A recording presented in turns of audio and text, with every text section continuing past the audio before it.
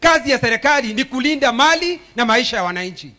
Juzi niliona uchungu kwa sababu kijana ambaye hana makosa, mwalimu, alitolewa Homa Bay akaletwa mpaka Central Police Station na akauawa pale police station.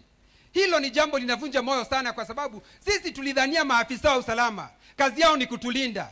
Saa hile kipya tuna shida ya mambo ya usalama. Ukienda hapa Matigari watu wanauawa, ukienda Dhome watu wanapigwa wanauawa, ilhali serikali ikiongozwa na ambaye tunafikiria angefanya kazi muhimu sana, Deputy IG ambaye anaitwa Eliud Langat.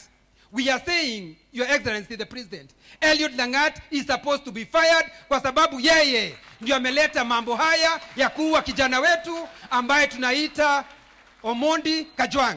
Hatutakubali sisi, tutakataa leo na hata milele. Nasema hivi kwa sababu Mheshimiwa Jiji Kariuki aliniambia Kenywa thirikari na igua no igua kahora. Ni kazi yangu kukumbusha serikali